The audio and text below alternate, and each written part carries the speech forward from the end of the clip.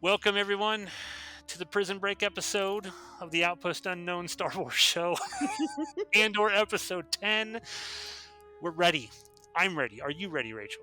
Yes, I'm so excited to be talking to you again. It feels like no time has passed at all, and yet forever has passed. I know. I know. It's like the Empire just doubled our sentence or something, and we just extended Yes, the that's show. what happened. It was, what is it, the Horde? I thought we were out. I thought we only had 40 shifts to go. Nope. Nope. They just transferred us to a new episode. All right, let's dive right into it because this is. I'm going to go ahead Woo! and say it. Okay. After watching this episode, I don't even care about the last two episodes of Andor. They could completely bomb, and I Yeah. would still say that this series is the best Star Wars series yet. It's better It's than Mandalorian. It's better. spectacular. It's spectacular. It just is. It just is. And I It love is. Mando. I love It is Mando. sandwiched by two of the most incredible speeches in Star Wars history in the Oh my same god. episode. And not only are they delivered incredibly well and powerfully, like they are in such an interesting conversation with one another. I don't know.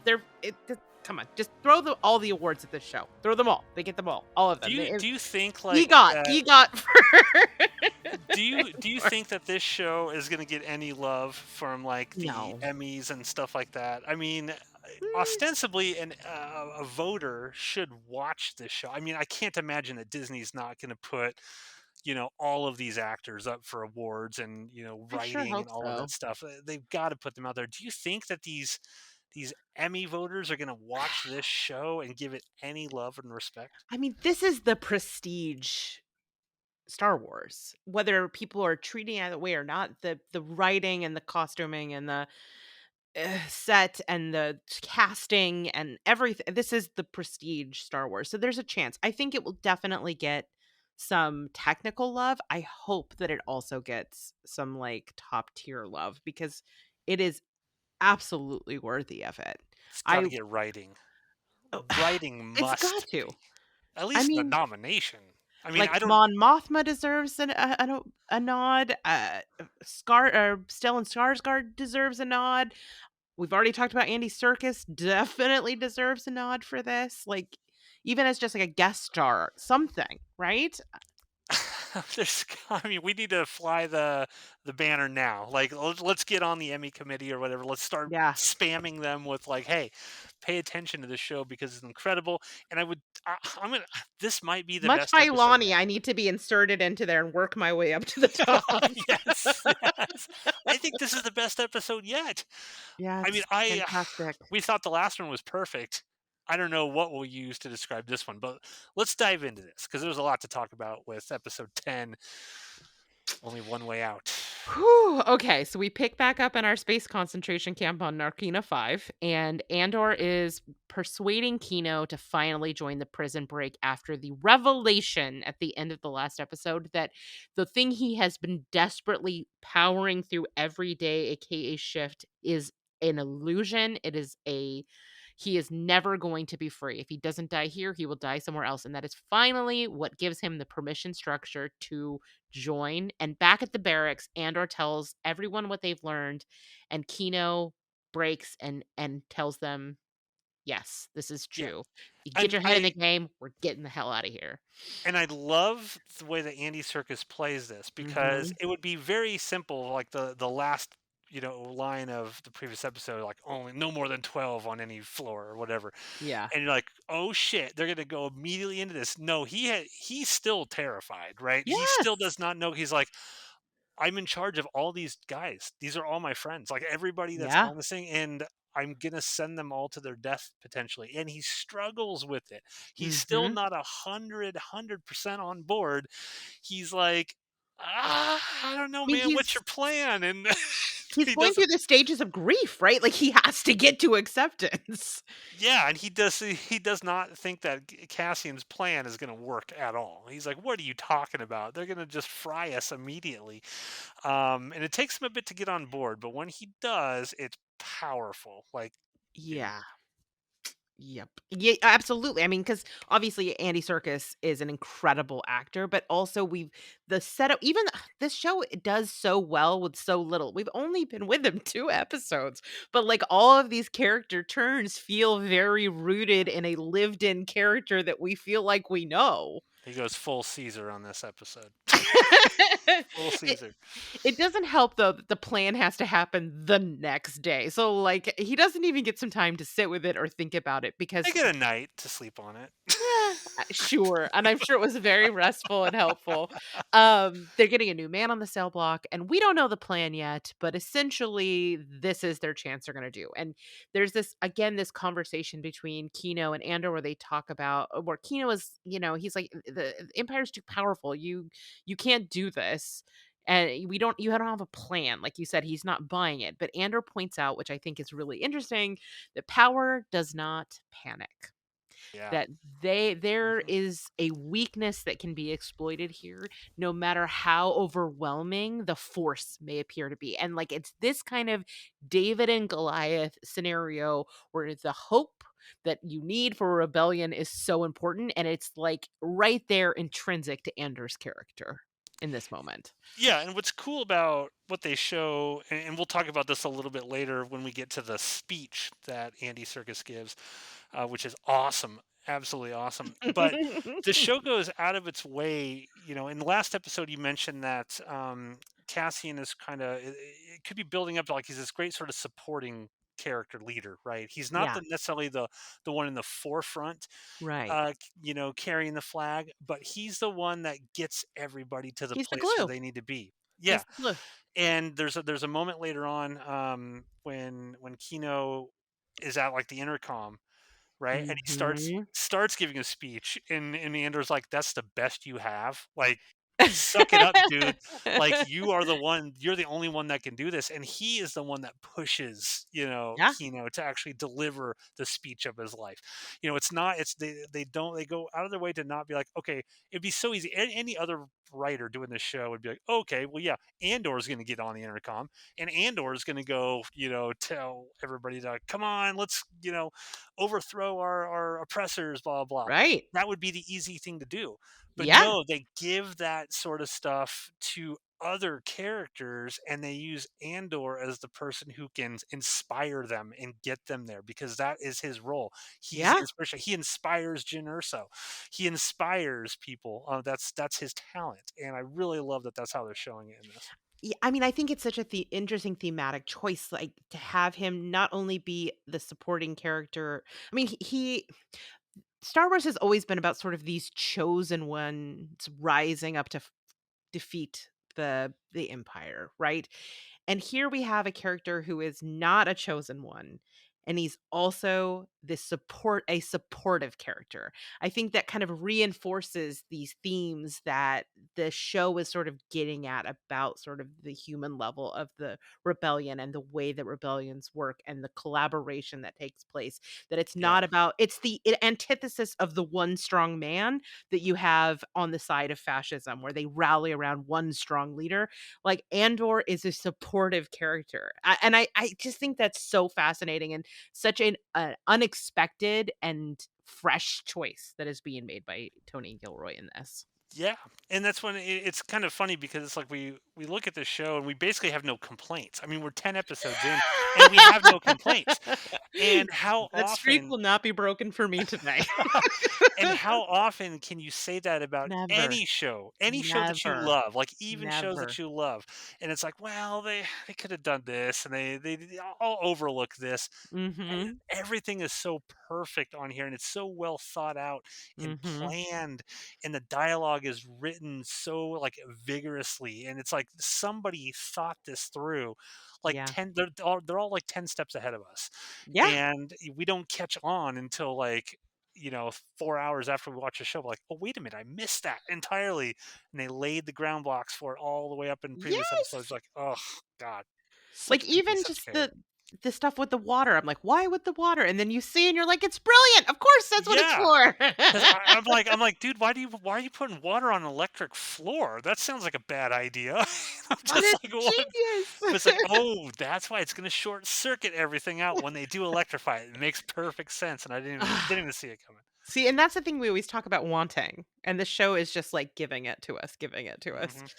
Alright, so when the new man arrives on the barracks, they put their plan into action, and they succeed, like we said, the genius of shorting out the elect like, basically turning their one strength against the guards. They are able to de-electrify, I don't know, that's, I'm sure, the correct technical term, the cell DJ, block. what's the correct technical term, Mr. Electrician? Um, and and they succeed in taking over the cell block and making their way to the center where they shut down the power. And we got to just get to it. Kino gives a rousing speech, inspiring the prisoners to riot. Yes. What I loved about this breakout, I mean, because it's like 15 minutes, right? We don't cut away to like, No, what's going on in Dedra and stuff. It's like a no. big prison break all the way through. What I loved about this is when it first starts happening, again, just like the Aldani sort of like Heist. Yeah. heist, people are getting shot left and right. Mhm. Like they are, Yeah. I mean, the Imperials have the high ground. They're just shooting. I mean, there's not many of them. There's only a couple of them, but they are just blowing people away. And you just see these people getting shot left and right. And you're like, oh my God, even just these minor characters, like, I don't want this person to get shot and killed, and boom, they're dead. Yep. And so it's just like they're still showing the realness, the tragedy that happens even in a Mhm. situation like this. And a show like this makes me question. It's like, man, would I have the guts to do this? Like, Right. because they even show like before the prison break actually happens, in the moments before it's all going to happen, right before the new man comes down and they're about to wreck. Mhm. There's one guy, he's like, I'm dead. I'm just dead. I'm dead. He's freaking out, right? There's Yeah. people just, there's the sheer terror on their face. Even though you're like, well, I might die anyway, whatever, you still in that, it's a human moment. You're just like, oh my Mhm. God, can I do this? Can I do it? And that's part of what, rebellions need. They Yeah. need, they, you know, how do I want to put this? Like if I'm in a room with a bunch of people and someone's like, well, we should probably go rush this guy. Well, let's go rush him and take him down. If you don't have those people going, fucking go, and you're Yeah. seeing people get shot down, it's like there's strength in numbers at that point, right? Yeah. Yeah. Boom, that gives me the power I need to go make that run. Would you do this, Rachel? What do you like? Place yourself in this situation right before like Cassian's like, we're gonna go do this. What are you feeling in that moment?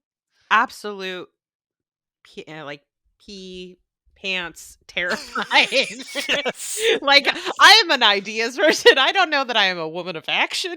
yeah, So, like, I think this as a microcosm of the larger rebellion speaks to what kind of oppression it takes in order for people to rebel. And yes, yes. Good way to put that. yeah, and I mean, it's terrifying, and I think you're right, like, this show, again, is giving us the realism and the sacrifice that is required, the personal sacrifice that is often required in order to enact this kind of rebellion, and, stakes. It keeps giving us Yeah. stakes. You hear that, Steve Ronan? Yeah, Steaks, mhm, friends. Steaks. mhm.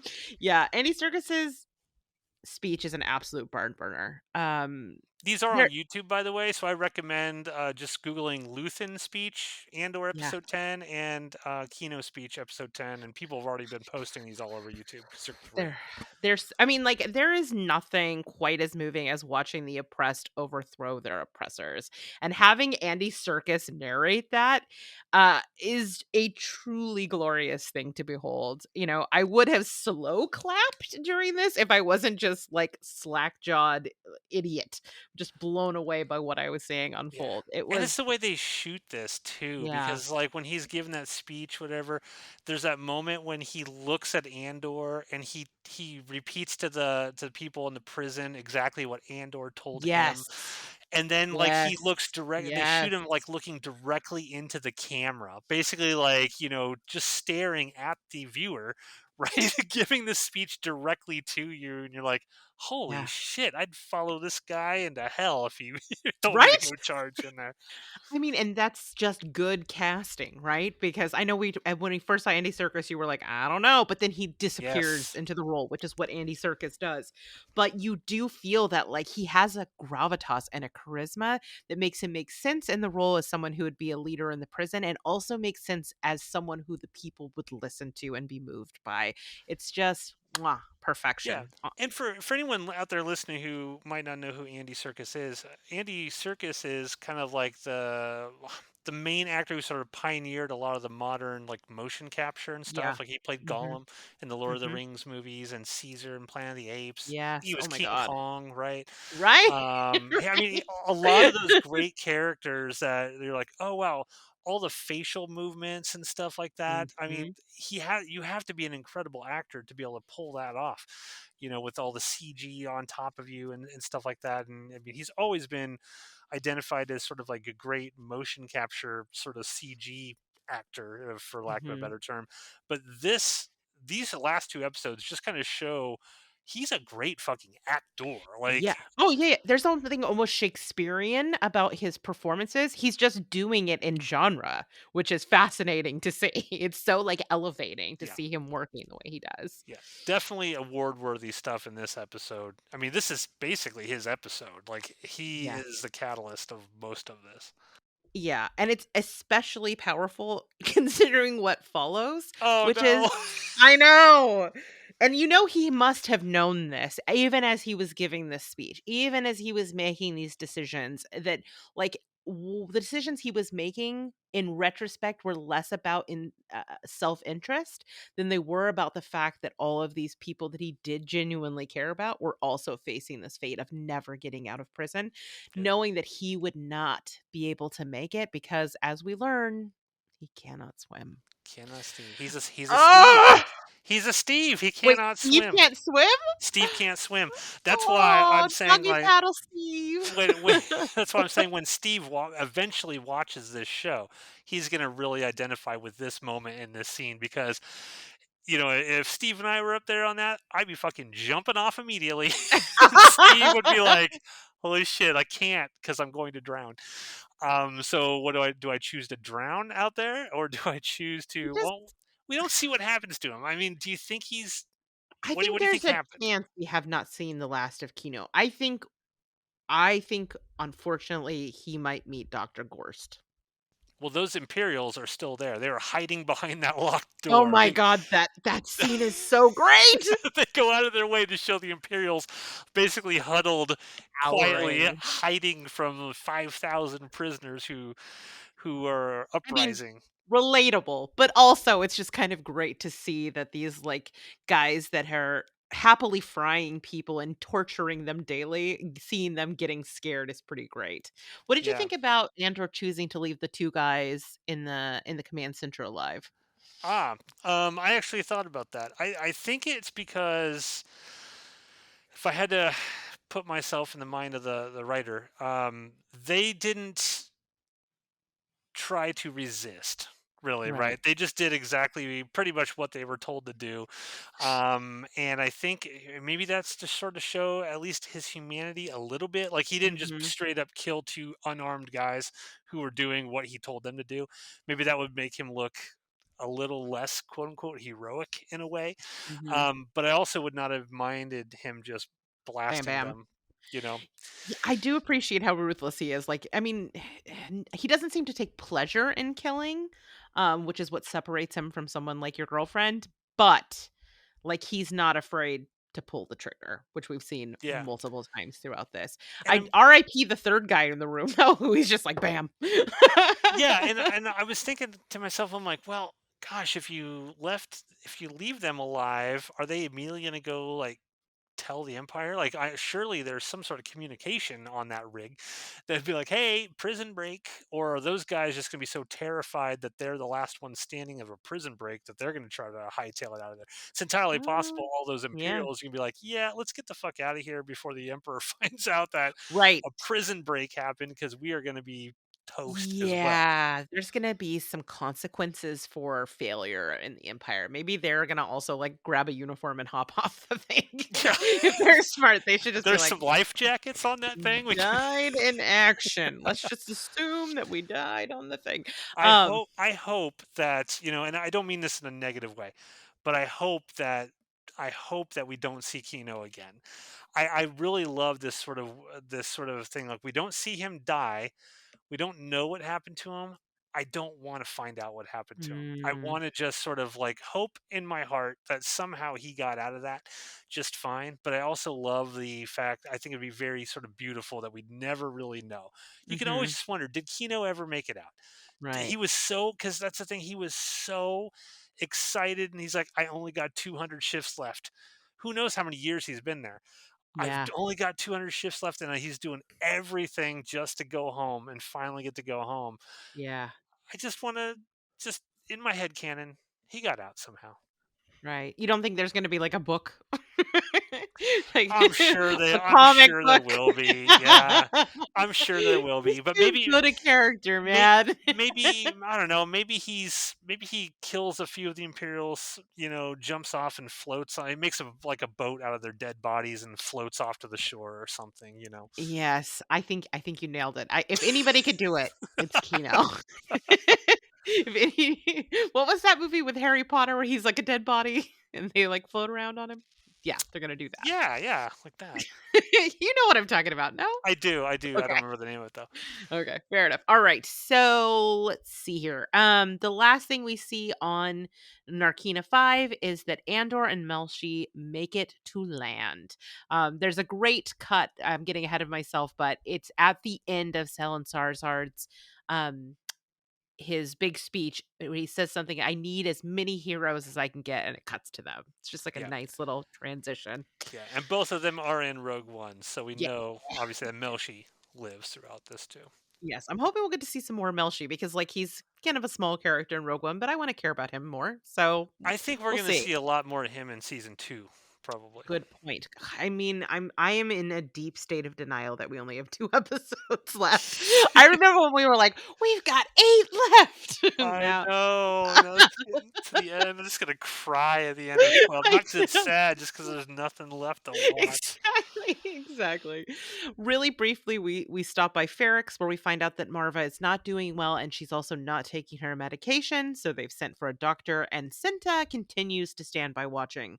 We also know that there are Imperials watching that house, not because they have not questioned her, not because they're concerned about her frail health, but because they are using her as bait for Andor. Andor is now free, so I am very concerned he's going to go straight home to mom.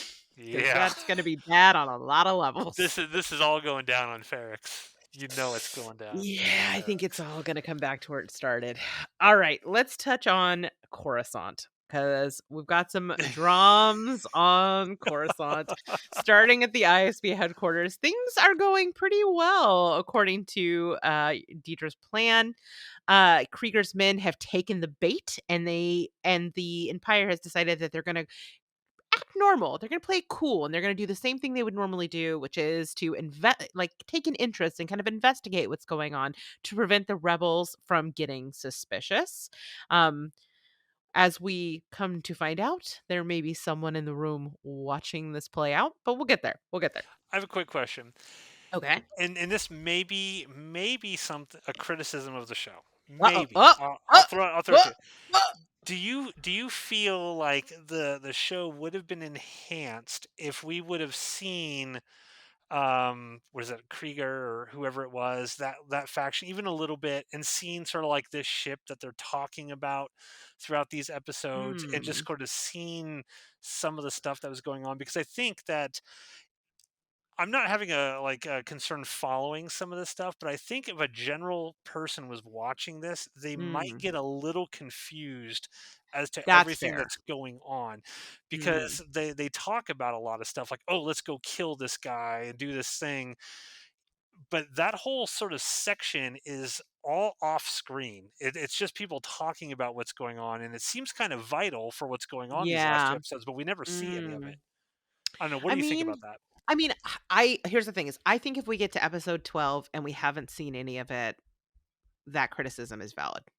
This show does a lot of, like, seeding things, seeding characters, naming characters, and then introducing them in the next couple of episodes. Like in this episode, we're gonna meet, Davos Golden, who is someone we just kind of heard about. So I would say possible issue, but I'm putting a pin in it for now. Okay, that's fair. Okay, so Mon Mothma, the saddest lady in the galaxy, continues to have a very bad time. We see her meet with the aforementioned Davos Golden, who is he's like a Dickensian villain that shows up. Yes. Who is more than happy to give her the money to cover this withdrawal that she has taken out. And he won't even make her pay for it because he's such a gentleman. He just wants one little favor in response. And that is to introduce his son and her daughter because they are 13, which means they're just about ready to get married. Yeah. Persian villain tradition or whatever. And Ugh. again, what's so awesome about this is I did not see this coming at all. And No, and when I look back on it, I'm like, duh, I of should have because course. Of they course. specifically mentioned how Mon Mothma and her husband got married when they were like 14 or 15, and that was the tradition and the custom Yeah. of their world. That they're just kind of like, hey, we arranged marriage, and away we go. And at no point did I think that this was going to be what this gangster Right. was going to try to get out of him. Just like, but it makes perfect fucking sense. He Yeah. wants his kid, he wants his family Mhm, to be linked to mhm. basically this, royalty essentially. This Yeah. rich family on this, and He wants to be legitimized. He's made all yeah, the money, but he's still, like, lower no matter how much money he has, he's still déclassé because he's not connected to this sort of elite, right? And yeah. this would give him entrance into that world, and it makes total sense. I mean, that's what these arranged marriages are about. But yeah, totally did not see this coming and was horrified, and also Mon Mothma deserves all the acting awards for this scene. This was like jaw dropping for me. I was like, Mhm. "What?" Because I just was like, "Holy shit!" And yeah, she just like she never like looks at this guy. Like she refuses to look at him, and just like when she realizes what he's asking, just like the movements of her face, just Uh-huh. how she looks, it's just like she realizes, "Oh my god!" Like and even the guy, even Tay couldn't believe it because in the previous episode, wherever he's like, I don't know what he's going to ask for, because she's Yeah. like, what is this going to cost me? He's like, I have no idea, but he wants to meet you here in your house. And she's like, what do you mean he wants to meet me in Yeah. my house? Well, that's why. Oh, I've been here before. I'd like to come here again. All the fucking time. Oh, by the way, my son's gonna bang your daughter, and we're gonna put out like new babies, and I'm gonna be part of the family. Ugh. I do like the little detail of, like, "I've met your husband several times," and she's Yes, like, I'm "I'm sure sure you you have. have." But God, I she think the hates him.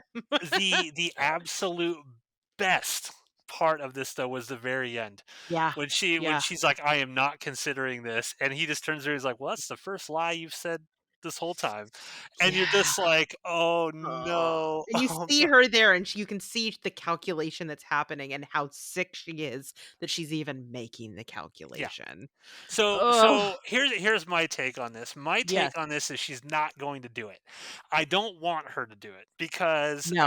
I'm a Same. big person. Like, I do not want legacy characters disrespected, and I feel like if they go the route where she kind of sells off her daughter essentially to this gangster, to sort of compromising her morals for the betterment of the rebellion, she becomes Luthen, and Mon Mothma should not become Luthen. Mon Mothma's strength is that she is able to create the rebellion, or get the rebellion basically under her vision, not Luthen's vision necessarily. And I don't want her to do this. I don't think she will, but I really don't want them to do this because I would feel really.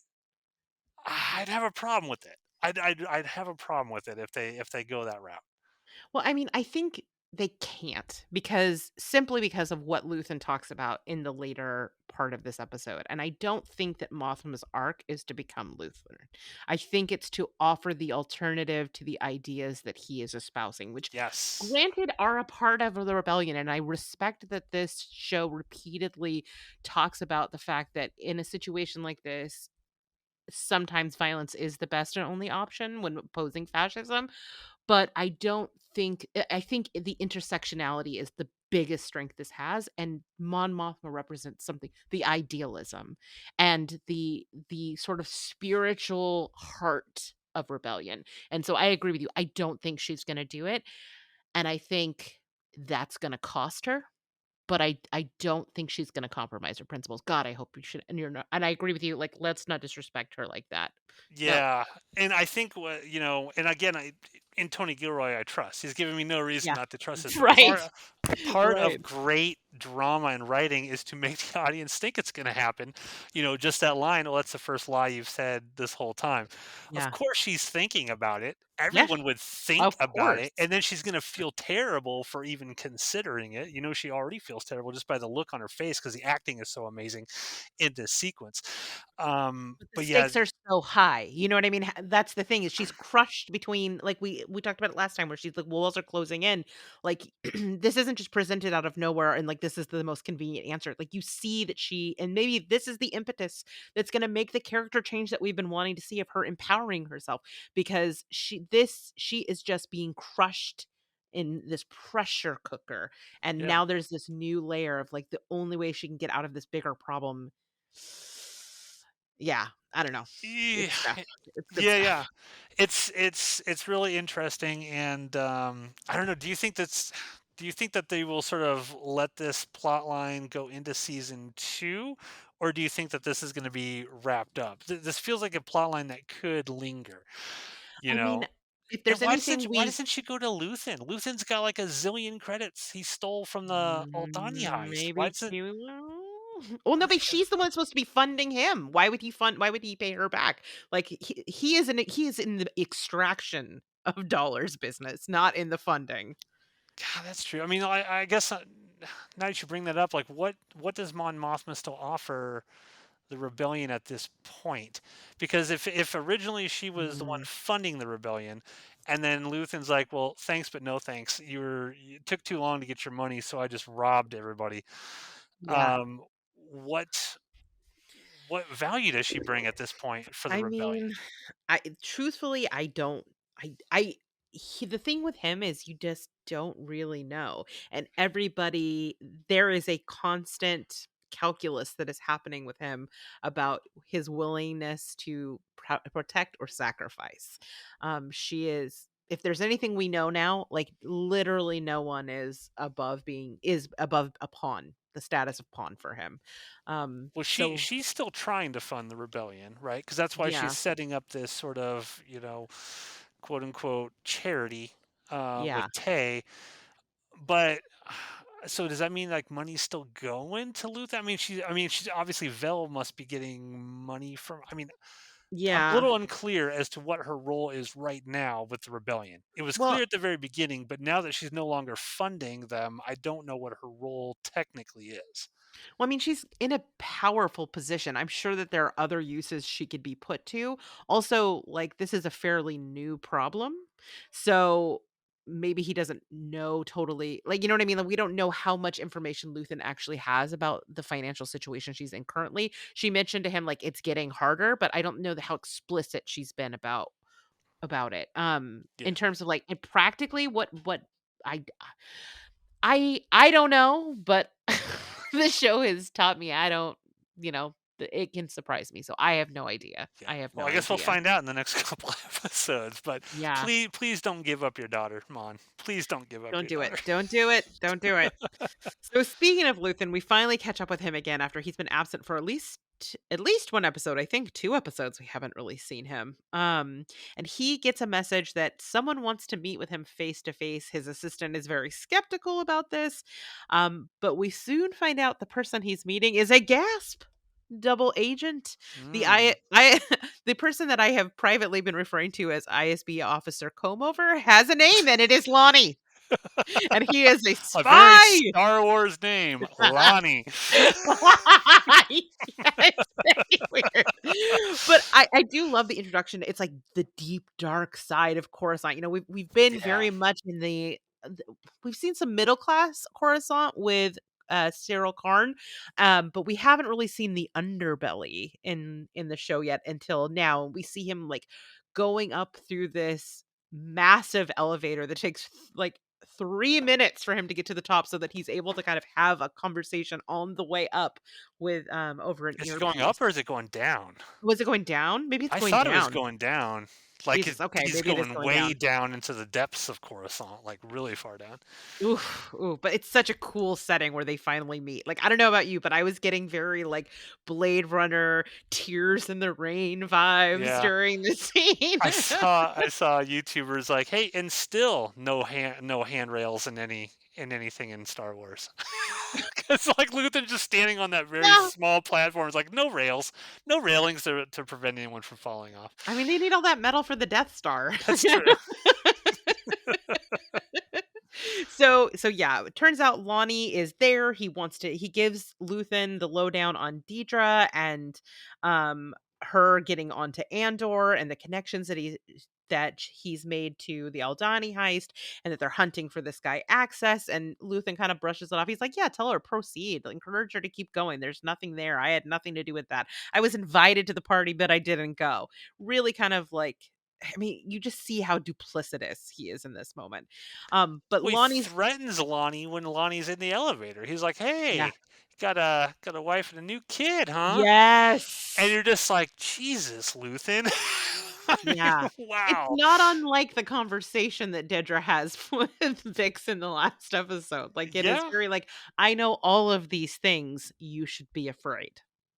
Yeah, and it's again, this show's so great in showing it's like, well, wait, Luthen's technically a good guy.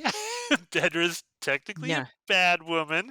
But it's like their methods are the same. Like they use the exact same methods to get Yeah. to different outcomes. And Yeah. you're just like, well, God, who is it? It's asking that sort of moral question. Is it okay to do these things? And Luthen Mhm. says it when you will get to his sort of monologue, his soliloquy of what he Whew. has lost.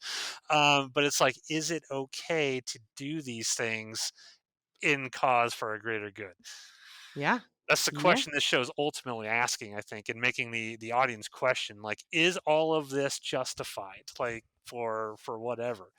I appreciate that it's like avoiding respectability politics. Like I appreciate that it's not like all when they go low, we go high bullshit. Like you're in the trenches of rebellion and fighting fascism, shit gets ugly, shit gets violent. There's a reason that things like Antifa exist because somebody has to fight with the same tools. And I think Luthen sort of represents that. And it complicates the narrative in a way that feels, again, plucked from reality, but also deeply fascinating and a much more nuanced exploration of these ideas.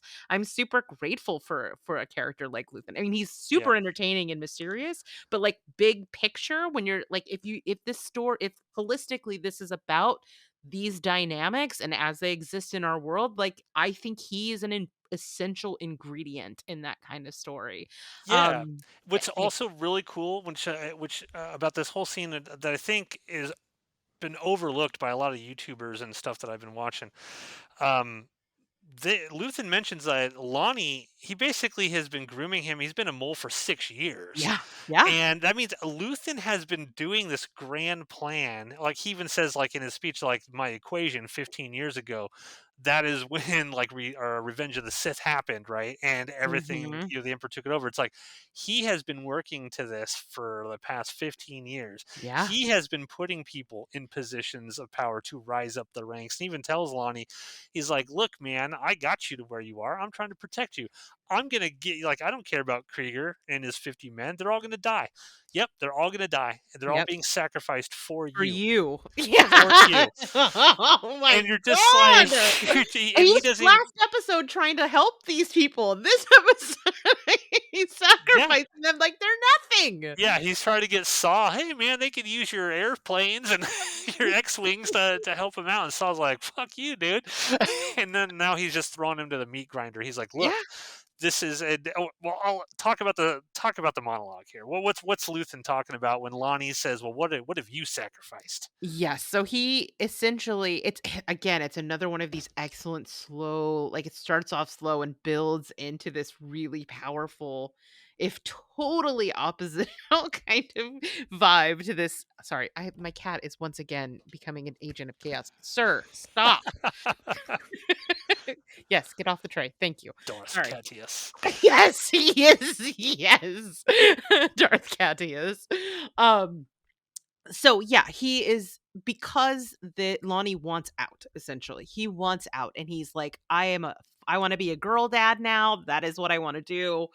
Um, I want out. You can't ask me to do this anymore. I've given you all this information. And Luthen's just like, there's no getting out. He's like, You've "Nope." been a vow. You're in. I'm sacrificing 50 men for you. You're keep going. And so he, Lonnie asks him, "What have you sacrificed?" And he lays it out. The kinds of sacrifices he's made are very different and about like compromise, like internal compromise. Both compromising his morals and using the tools of the oppressor, but also like compromising the ego, the rewards that his ego would want that led him on the way to this in the first place. And I think that's such an interesting idea to explore the ideas behind the role that ego has sometimes in stepping into these kind of like heroic roles because I think we don't necessarily have nuanced ideas about heroes, but like there is a lot of ego involved with having to be the savior character. So yeah, what are your thoughts? You talk to me about this amazing speech. Yeah, I think this was incredible. Like I was just sitting here, I rewound it and watched it again, and then I rewound it and watched it again because I was just like, wow. I mean, there's so many great lines in here. I mean, I don't have the entire speech out in front of me or anything, but he mentions I like, like I've made my mind a sunless space and I share yeah, my dreams with the ghosts. yeah. Ah! Well, he What mentions the hell? he's like, I burned my life away out for a sunrise I will never see. I mean, he basically Ah! he tells the guy like, look, I'm gonna die. I Yeah. know what's happening. I am going to die. No one's going to remember me. No one's going to remember Luthen was the person who started the rebellion and got it all kickstarted. Mhm. He's like, and that Yes. goes to your ego thing, right? Where he's like, no one's going to remember me. We're only going to remember Mon Mothma, right? Because Mon Yeah. Mothma was the one that started this whole thing. Yeah. No one I will mean, remember as Luthen. evidence that we have no freaking clue who this character is. Yeah, but he's so his convictions are so strong Yeah. that he's like, it does not matter. I've set it all aside because, and I've lived with this and I've dealt with this in my mind and I've sacrificed love, and that's the thing because Lonnie's sitting there talking about like, I got a wife. I love my wife. I've got a new baby girl, and I cannot put them at risk. You know, if Dedra finds out I'm fucked, right? I'm Yeah. dead and my whole family's dead. And and it's such a great parallel to Luthen, who's basically telling him like, look, dude, you have the ability to love your wife and a daughter to love. I don't get that. I've Yeah. sacrificed all of that. I've Everything. sacrificed everything. He lists everything, and he says it so angrily, almost, where he's Yes. just like, everything, because this is what needs to be done. It has to be done to get this rebellion kicked off. Luthen's the only one that sees the entire picture with clarity. I Mhm. don't even think Cassian sees it. No. Completely clearly right now. No one No. really sees it. It's Luthen, and Luthen's trying to make all of these different people. He's trying to get Saw Gerrera to see the big picture, and Saw Mhm. refuses to do it. And eventually, and that's where I think Mon Mothma is going to come in because eventually Mon Mothma is going to be the one where she will be able to get. She'll see the big picture and she'll be able to come up with a different way, a Yeah. non-Luthen way to get everybody on board, Yeah. except for Saw, because we know Saw never gets on Well, board. yeah. but, That's his thing. yeah, but basically try to make this happen. And oh my god, it was such a powerful speech. And you're Yeah. like, I this is brilliant writing. This Yeah. episode had the best writing in it so far. Ugh. I think it was the best episode so far, and all of them have been great. But this was to me the best episode. Yeah. I know we worried that, you know, early on that we'd built up to this heist and it was not gonna live up to our expectations, and it did. It Then we exceeded were them. wor Yes, I think it yes, fair. It absolutely exceeded it. Then we were worried, like, can it do it again? We've got another this time we had 3 episodes of build up because we had that sort of standalone one, and, leading up to the inevitable prison break, right? Can it do this again? And damn it, it exceeded it again. I don't know how like, it was such a powerful episode. Like, it gave us like I said, these incredible speeches and these different ideas within the context of rebellion and Andor himself, like, I think we're seeing his character evolving, right? Like, he didn't just snap become a rebel overnight, um, willing to sacrifice his life for some cause. It's he didn't do it just because it's right or it's heroic or because the formula of these kinds of stories means he has to because he's the show's named Andor, right? But what we see are him inspired by these acts of heroism, whether it's the idealism of like Nemec with his manifesto, or what Kino does, where he inspires these people to escape, even knowing from the beginning he's not going to get out. Those are the kinds of things, combined with the cruelty of the Empire, that are this potent cocktail for creating rebels. And the show absolutely nails it with Andor. I think maybe that's why the show is called Andor. I don't know. I don't Could know. be. And I think that you get that humanity from it, like that tether to goodness and kindness from Olaf, right? Because Olaf was just Yes. this kind old man, Yes. and Andor watches him as the Empire just grinds him down and causes him. Mhm. And that's the thing. It's like, how long Mhm. has Olaf been there? God. Has Olaf been recycled from somewhere else? Did he get out somewhere? Because you see, like, he had memory issues and stuff, and he couldn't really Ugh, remember what was happening and stuff like that. that was so hard to watch. Oh, I know. And so, like, yeah, this episode is incredible. And it leads me to like the final two episodes. Like, how can they top this? Like, I don't know. to me, I'm just like, this almost seems like a season finale. Like this Yeah. episode would be like a season finale, but we got Yeah. two more episodes. I guess it's a 2 episode arc. Yeah. Um, how do you think? I mean, we're going into next week. How do you feel like this starts to play out? Like, what are your predictions for where we're going on these last 2 episodes? Well, I'm trying to think about what threads are still kind of left dangling at this point. Like we've talked about, we have no idea what's happening with Cyril Karn. We still have not revisited this missing sister. We got one moment where we were back on Ferrex dealing with his mom's failing health. Bix is now in captivity. There's Senta is sitting there waiting to hunt him down. Now Luthen knows that they're on to Andor, and his fears about that are realized, so I'm sure he's gonna be redoubling his effort to find him and take him out. There's a lot of loose threads, Yeah, and I think everyone's gonna try to kill Cassian. Like, yeah! everyone's gonna try to murder him. It's gonna be John Wick, but in Star Wars, And essentially. I will say with this Luthen stuff, Lonnie, he gave up my girl's name to Luthen, and He that sure makes me did. very, Uh-oh. very concerned because, of course, Luthen's like, "Oh, let her do whatever she wants," but you don't just say, "Hey, Dead Ramiro is this ISB supervisor, and she is doing this, and she's putting all these pieces together." Yeah. I cannot imagine that Luthen's going to be cool with that. Just, "Oh, let her do her thing, whatever." So I'm very deeply concerned that my girl might be going out Oh, in I the don't next think couple so. episodes. I I don't hope think not. so. I think Luthen's in danger.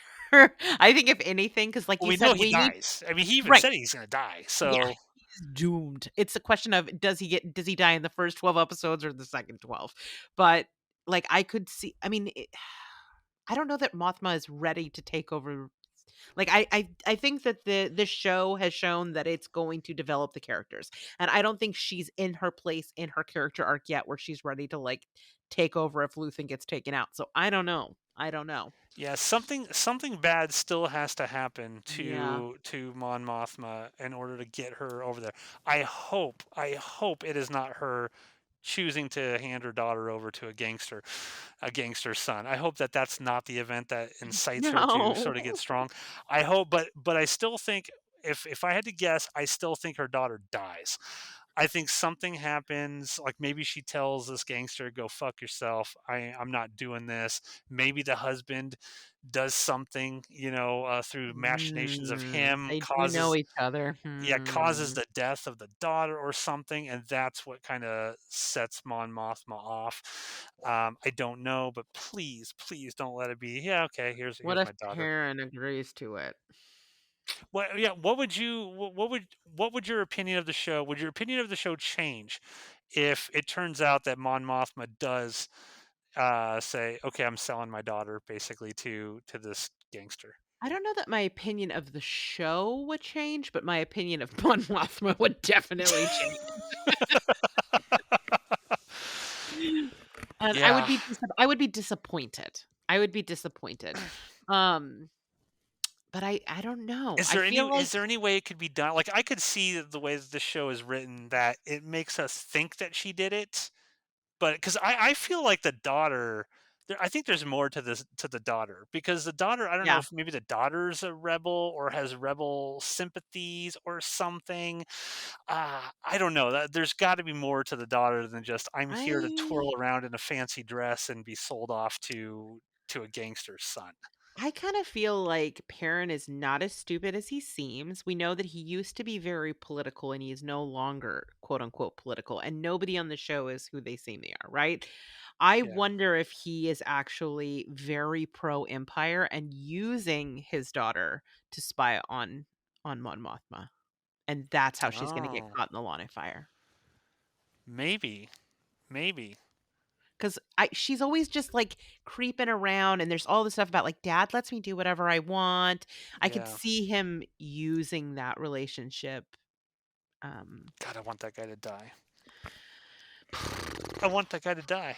See, Yeah. that's why I'm dark side. There's people I would just force choke I out of existence, and that guy is one of them. I'll marry him on Mothma. I'll just force choke him out. I'll just force choke him out. I'll be a good dude. I think you just hope that Deidre has force choke powers. That's yes, please. Whatever you want. Whatever you want. So yeah, that was episode 10 of Andor. Next week we get into episode 11. We're gonna see how this all shakes out. We're No! only 2 more weeks, and then Penultimate. it's like a year until season 2 comes out. Shut And it's just your mouth. it's just terrible. It's just terrible. If you're listening to us for the first time here on Outpost Unknown, please, please, please go watch this. If you don't want to watch Andor, do me a favor. Just open up Disney Plus and hit play on the first episode and then walk off and go clean your house or something, just so Disney gets those clicks to make it seem like Yes. people are watching because we Yes. want we want Disney to make more of this kind of stuff. At least Yes. I do. This Yes. is George Lucas was one of his big things is like, hey, I made Star Wars for kids. The original Star Wars trilogy was originally designed, at least in his mind, for children, so children could sort of get that initial sort of good versus evil thing without going in the Mhm. weeds like this does, because that would Mm. go over an 8-year-old's head, like the stuff that's in this series. But I gotta believe that George Lucas is watching this, and George Lucas, that sort of rebel, that 70s rebel rouser inside of him is like, this is good. I wish I could have done something like this, because it's just taking what George created and it's making it just great. Just Yeah. all those seeds that he planted that he never focused on himself. But Tony Gilroy is just taking them and he's like, look, this is the world that George Lucas created. I'm just filling in the dots here. But all the themes are there. Like you can look at Andor and see the stuff with the Empire and the Rebellion, and you can look at A New Hope and Empire Strikes Back and Return of the Jedi and be like, oh, I understand this so much more now, because all of it's there. It's just not fleshed out in as much detail and nuance and gray area as this show gives Yeah. us. Mhm. So yeah, and I've this has got to be in my top 10 favorite TV shows of all time. Yeah. It has to be. It has to be. Yeah. Now, hopefully, the next two episodes don't I just know, I bomb. know. Listen, listen, listen. We gotta have faith. He's Yes. pulled off 2 amazing arcs. I believe. Come on, Gilroy, don't let me down. Well, the season's got to end with the Empire winning, Of right? course, It's of got course, to. of Like course. Dedra's got to. Maybe Dedra finds Luthen and kills Luthen. That's what Oh, I'm oh, thinking. that was the other thing. Did you notice when Lonnie was in that room with Partagaz and Dedra, and he's like, "Hey, well, we should go check out that thing to make it sort of not suspicious to them, right? Because this is what the Yeah, Empire do. We would go there, blah blah. Did you see that Dedra just like looked at him, turned around, and walked out immediately? Like she looks at him yeah. oddly and then just walks out. So I'm wondering She if did walk Lonnie, out. if Lonnie is not long Oh, for this world.